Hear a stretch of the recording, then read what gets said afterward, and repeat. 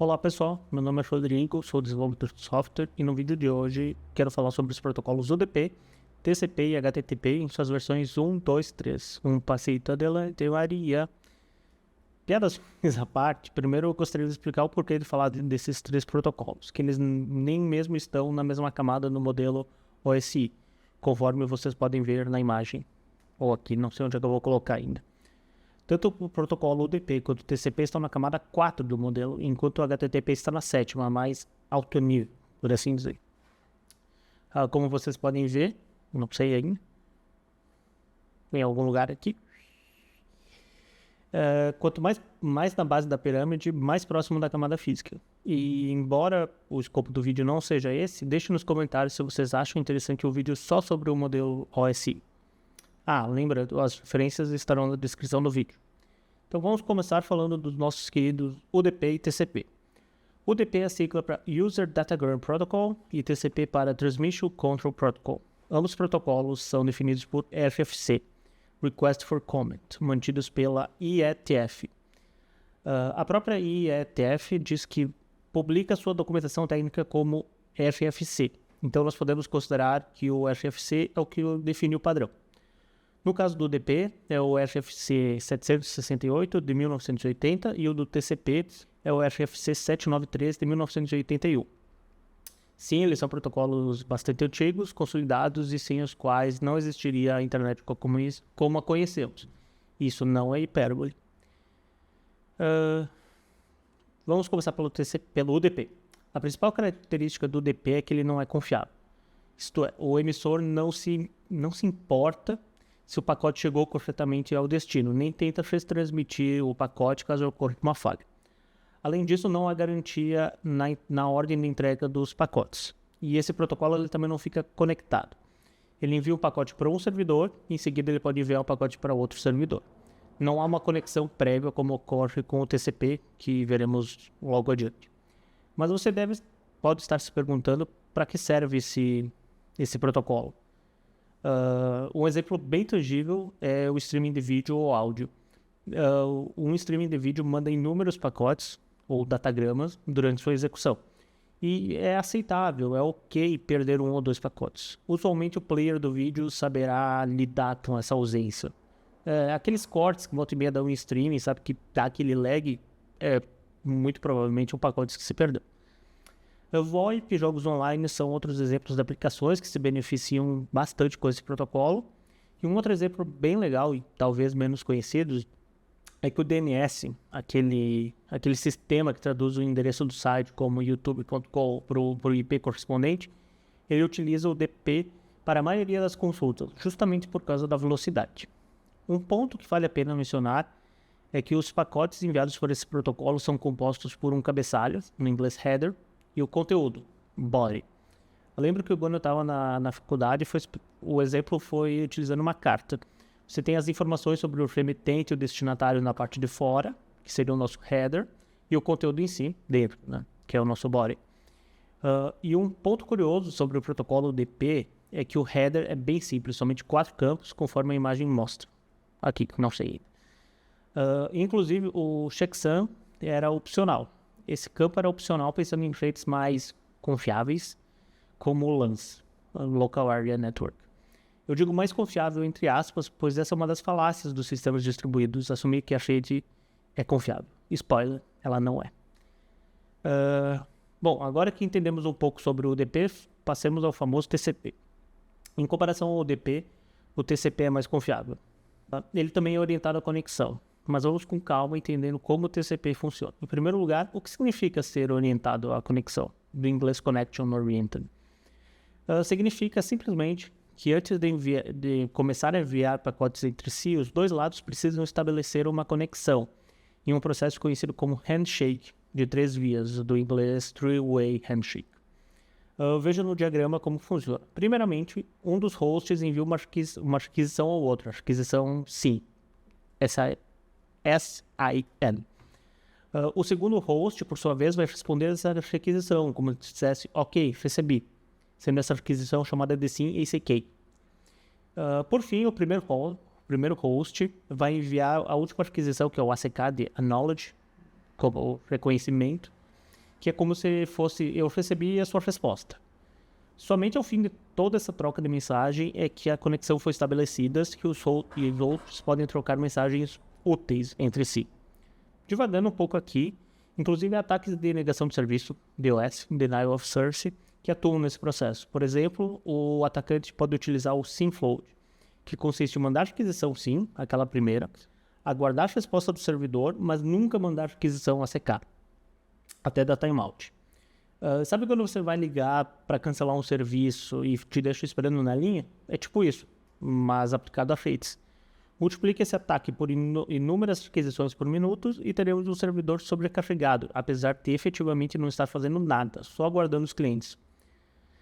Só para deixar mais claro ainda essa conexão, pense quando você vai ligar para alguém. Você diz o número, mas não pode sair imediatamente conversando com a pessoa.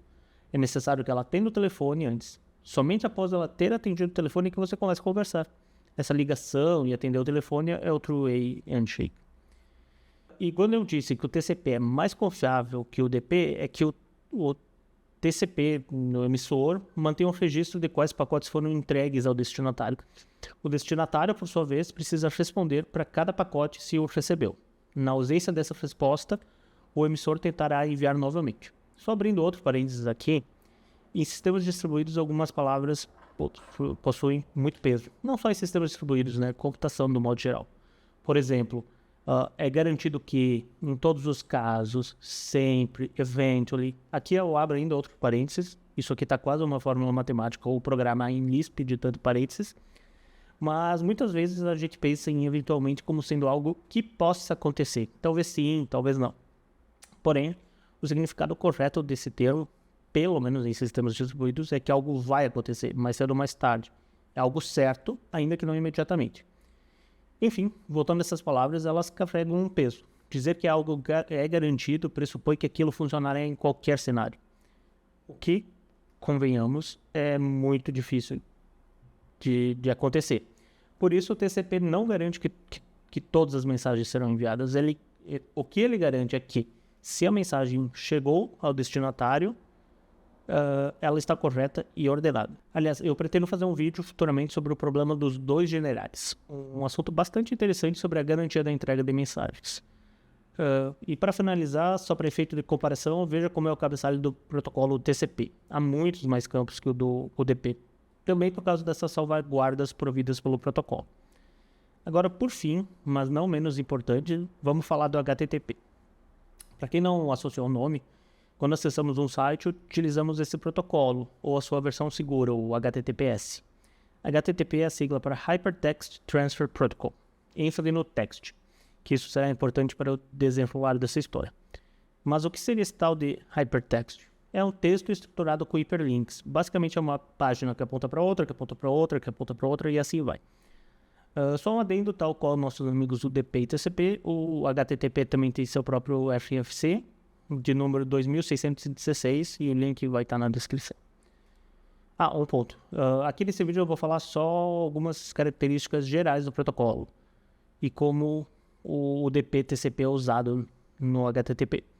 Eu posso fazer outro vídeo só sobre o protocolo HTTP, headers e outras coisas, porque é gigantesco, se vocês acharem que vale a pena.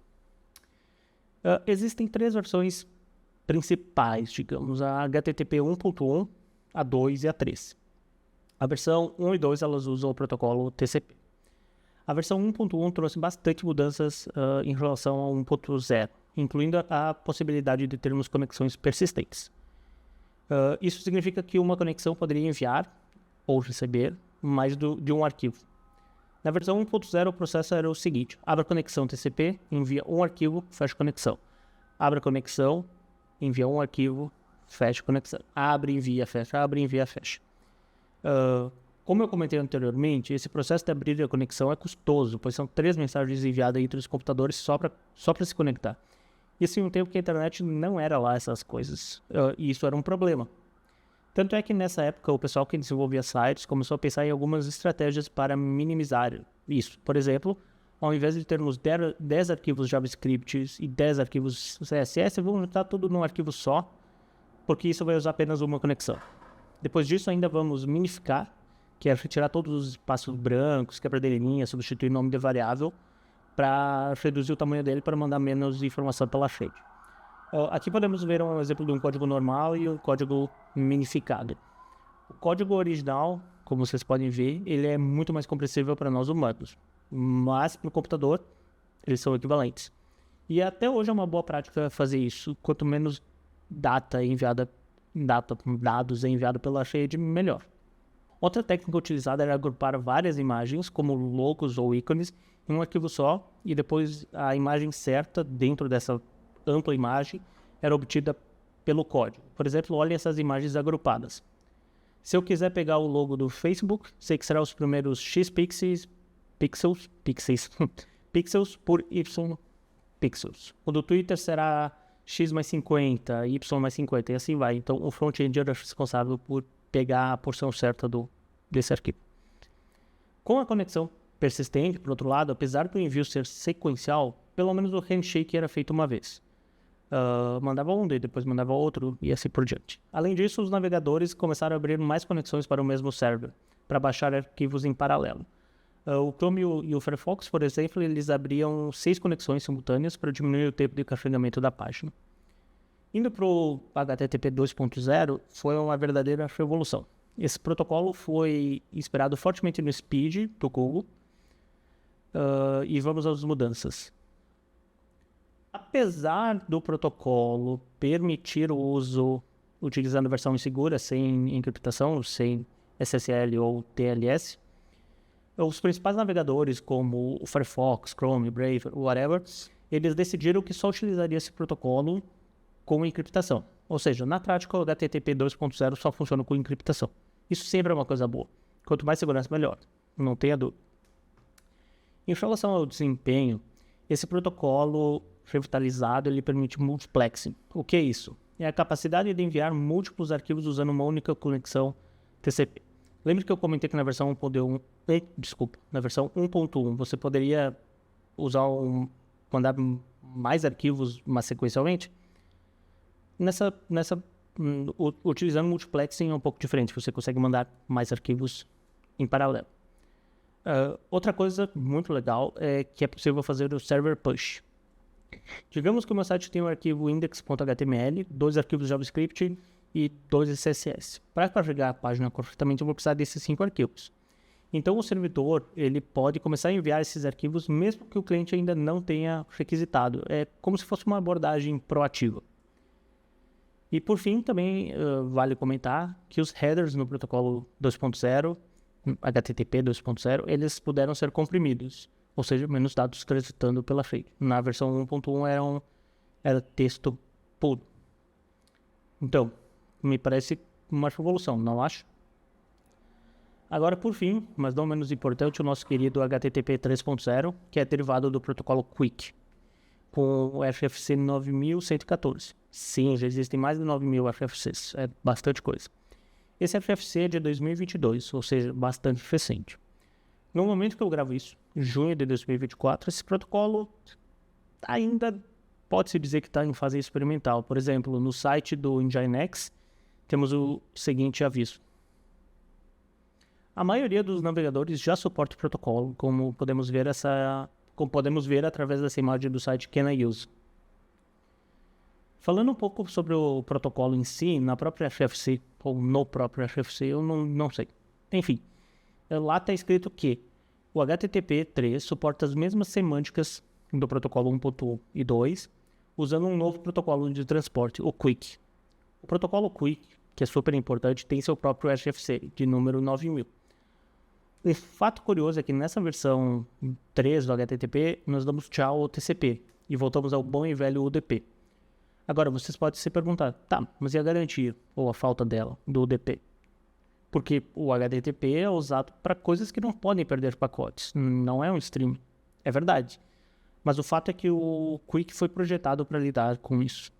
Vou deixar na descrição do artigo vou deixar na descrição do vídeo um artigo em inglês onde os criadores, ou algum dos criadores do protocolo elencam as motivações por trás do QUIC. Um dos pontos mencionados é justamente essa necessidade de fazer um handshake tradicional no TCP. eles ainda falam: apesar da largura de banda ter aumentado bastante, a velocidade da luz continua a mesma.